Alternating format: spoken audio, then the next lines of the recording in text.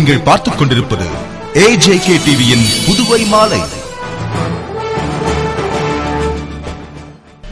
வணக்கம். பால் பற்றாக்குறையால் தான் ரொட்டி பால் திட்டம் நிறுத்தப்பட்டுள்ளதாக கல்வித்துறை அமைச்சர் திரு தியாகராஜன் விளக்கம் அளித்துள்ளார். இது குறித்து அமைச்சர் திரு தியாகராஜன் செய்தியாளர்கள் சந்திப்பின் பொழுது கூறுகையில், அரசு பள்ளி மாணவர்களுக்கு ரொட்டி பால் திட்டம் காலையில் வழங்கப்பட்டு வருகிறது, மாலையில் மட்டும் நிறுத்தப்பட்டுள்ளது. இதற்கு பால் பற்றாக்குறையே காரணம்.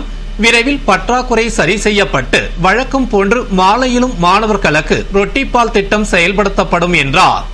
மேலும் மின்துறையில் வரி பாக்கி இல்லை, மின் கட்டணம் செலுத்தாத தொழிற்சாலைகளில் மின் இணைப்பு துண்டிக்கப்பட்டது. தற்போது அனைவரும் முறையாக மின் கட்டணம் செலுத்துகின்றனர் என்றும், மாணவர்களுக்கான 3ஆம் பருவ பாடப்புத்தகம் இம்மாதம் இறுதிக்குள் வழங்கப்படும். மேலும் தமிழக கல்வித்துறை தேவையான ஒத்துழைப்பை வழங்குகிறது. தற்போது புதுவைக்கென தனி கல்வி வாரியம் அமைக்க நடவடிக்கை எடுக்கப்பட்டுள்ளது என்று அவர் கூறினார். குடியரசு தின விழாவினை முன்னிட்டு அணிவகுப்பு மற்றும் அலங்கார வண்டிகளின் இறுதிக்கட்ட ஒத்திகை காவல்துறை உயர் அதிகாரிகள் முன்னிலையில் நடைபெற்றது. நாடு முழுவதும் வரும் 26ஆம் தேதி குடியரசு தின விழாவை கோலாகலமாக கொண்டாட அனைத்து ஏற்பாடுகளும் செய்யப்பட்டு வருகிறது.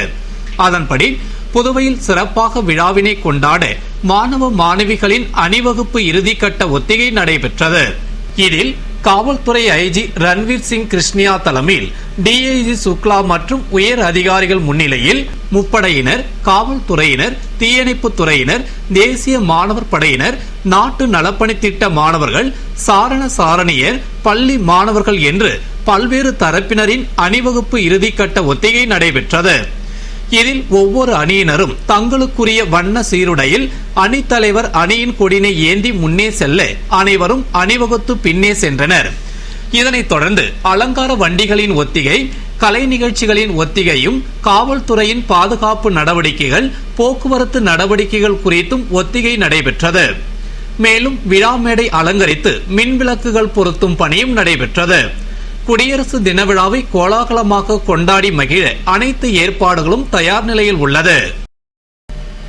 புதுவை அரியங்குப்பத்தில் கட்டப்பட்டுள்ள புதிய பாலத்தை திறக்கும் பொருட்டு ஆக்கிரமிப்பு குடிசைகளை அகற்ற வலியுறுத்தி சபாநாயகர் திரு சபாபதி முன்னிலையில் பொதுமக்களுடன் ஆலோசனை கூட்டம் நடைபெற்றது.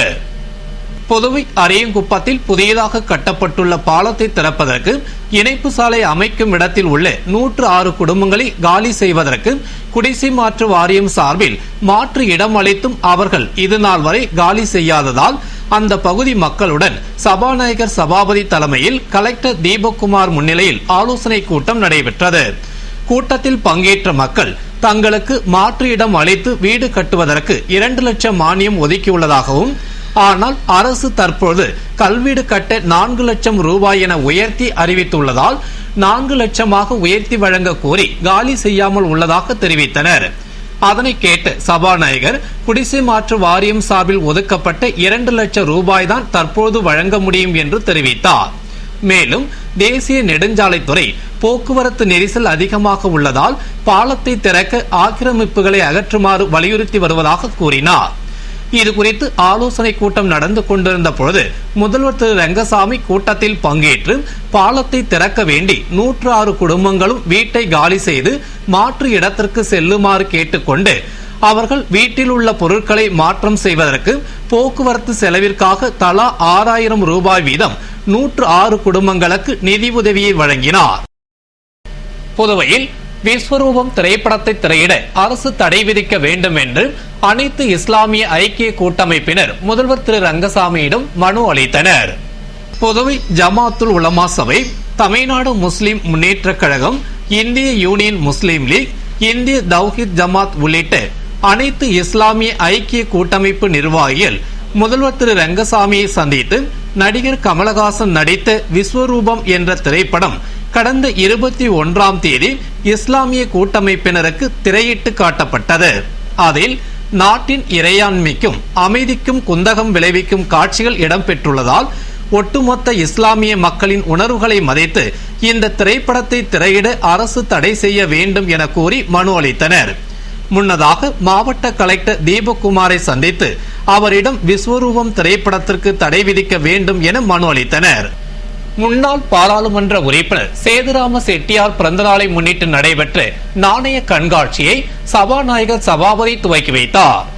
புதுவை ஆனந்தரங்கப்பிள்ளை வீதி திருமுடி இல்லத்தில் முன்னாள் பாராளுமன்ற உறுப்பினரும் துணை மேயரும் காங்கிரஸ் கட்சி தலைவருமான சேதுராம செட்டியார் பிறந்தநாள் விழா மற்றும் நாணய கண்காட்சி நடைபெற்றது.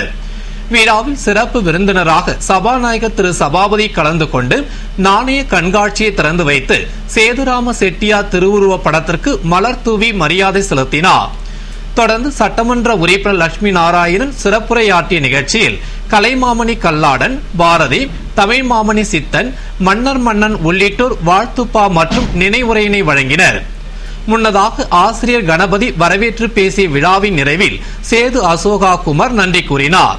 இந்நிகழ்ச்சிக்கான ஏற்பாட்டினை தொண்டை மண்டல நாணய கழக தலைவர் கோபிராமன் செய்திருந்தார். புதுவை கிருமாப்பாக்கம் அம்பேத்கர் அரசு மேல்நிலைப் பள்ளியில் நடைபெற்ற விளையாட்டுப் போட்டியின் பரிசளிப்பு விழாவில் அமைச்சர் திரு ராஜவேலு பங்கேற்று பரிசுகளை வழங்கி பாராட்டினார். புதுவை கிருமாப்பாக்கம் அம்பேத்கர் அரசு மேல்நிலைப் பள்ளியில் விளையாட்டுப் போட்டியின் பரிசளிப்பு விழா நடைபெற்றது. தலைமை ஆசிரியர் ராதாகிருஷ்ணன் வரவேற்று பேசிய விழாவில் பள்ளி துணை முதல்வர் ராஜேந்திரன் தலைமை தாங்கி விளையாட்டின் முக்கியத்துவத்தை பற்றி எடுத்துரைத்தார்.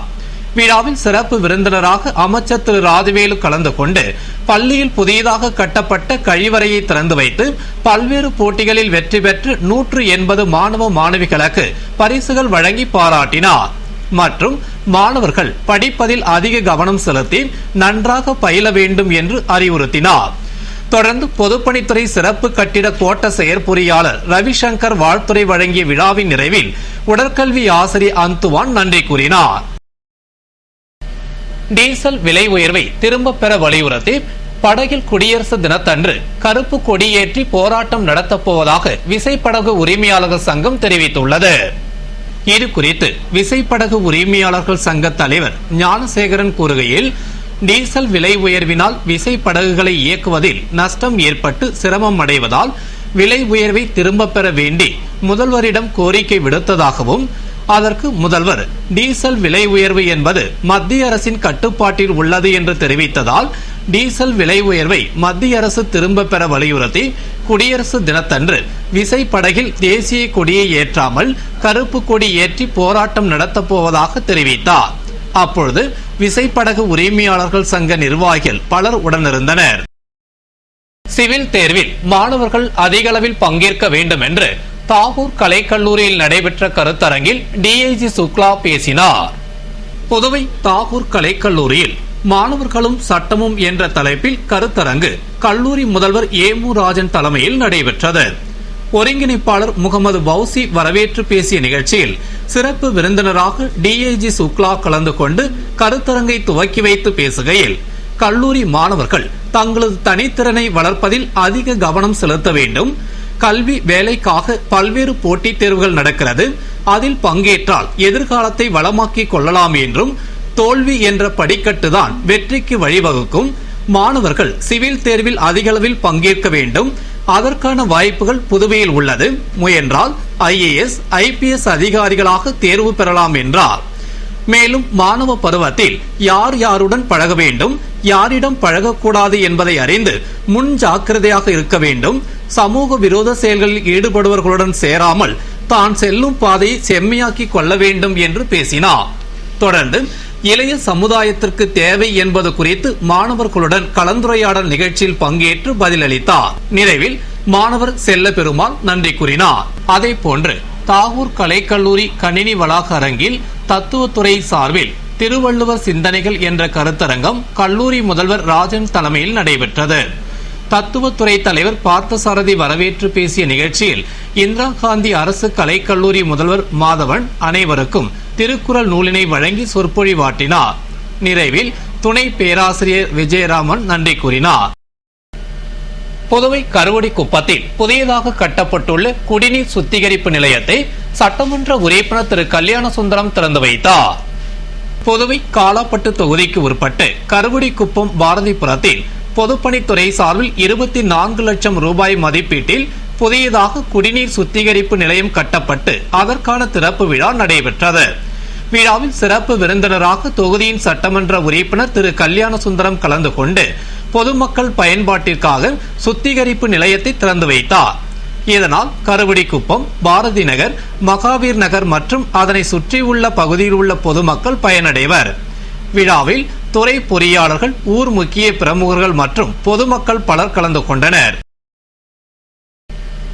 புதுவை எடையார்பாளையம் எல்லையம்மன் கோவில் திருப்பணிக்கு திமுக தொகுதி செயலாளர் ஏம்பலம் செல்வம் நிதி உதவியினை வழங்கினார். புதுவை எடையார்பாளையம் கிராமத்தில் எழுந்தருளி உள்ள எல்லையம்மன் கோவிலில் திருப்பணி நடைபெற்று வருகிறது. கோவில் திருப்பணிக்காக திராவிட முன்னேற்ற கழக தொகுதி செயலாளர் ஏம்பலம் செல்வம் 50,000 ரூபாயினை நிதி உதவியாக வழங்கினார். அதனை கோவில் விழா கமிட்டி கௌரவ தலைவர் கந்தசாமி, குமார், அரங்க முருகையன், தலைவர் ராமச்சந்திரன், துணைத் தலைவர் தண்டபாணி மற்றும் செயலாளர், இணை செயலாளர்கள் ஆகியோர் பெற்றுக் கொண்டனர். அப்பொழுது திராவிட முன்னேற்ற கழக நிர்வாகிகள் விஜே லோகு, தட்சிணாமூர்த்தி, தண்டபாணி, ராஜகுரு, மகாலிங்கம், சீனு ஆகியோர் உடனிருந்தனர்.